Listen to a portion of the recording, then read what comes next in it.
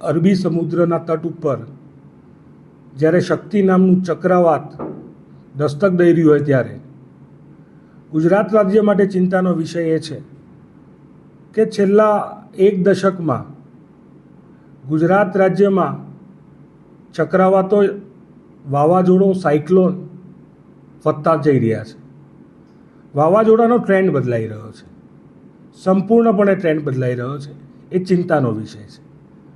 44 વર્ષના એક રિસર્ચ બાદ જાણવા મળ્યું કે 2013 પહેલાં ગુજરાત રાજ્યમાં 7 જેટલા ચક્રવાતો આવ્યા હતા અને 13 બાદ 2025 સુધીમાં 14 જેટલા ચક્રવાતો આવી ગયા અને અત્યારે 15મું ચક્રવાત દસ્તક દઈ રહ્યું છે.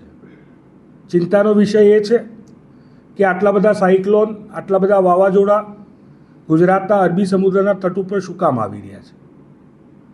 ગ્લોબલ વોર્મિંગ, દરિયાઈ સપાટીનું તાપમાન વધવું અને દરિયાઈ સપાટીના તાપમાન પાછળ કારણો શું છે?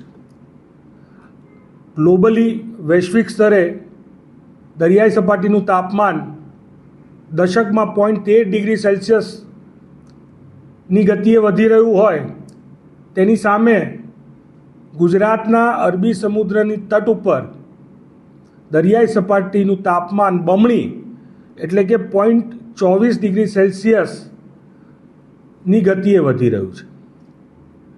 જે સાયક્લોનો આવે છે તેની તીવ્રતામાં પણ સંપૂર્ણપણે વધારો જોવા મળ્યો છે.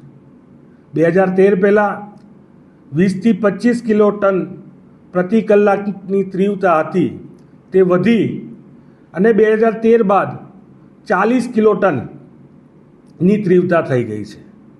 સંપૂર્ણપણે ગ્લોબલ વોર્મિંગના આ જે પણ અસરો આપણે જોવા જઈ રહ્યા છે તેની માનવ જીવન ઉપર ગંભીર અસર થવાની છે.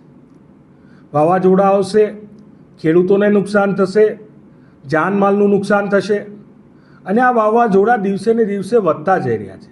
છેલ્લા 3 વર્ષમાં ગુજરાત રાજ્યની તટ ઉપર 3 વાવાઝોડા, 2023માં બિપરજોય, 24માં આસના અને 25માં હવે શક્તિ આવવા જઈ રહ્યું છે. અને જોવા જઈએ તો છેલ્લા 20 વર્ષમાં જોઈએ, 25 વર્ષમાં જોઈએ તો 22થી વધારે ચક્રવાતો એ ગુજરાતના તટ ઉપર આવી ચૂક્યા છે. આ ચિંતાનો વિષય છે.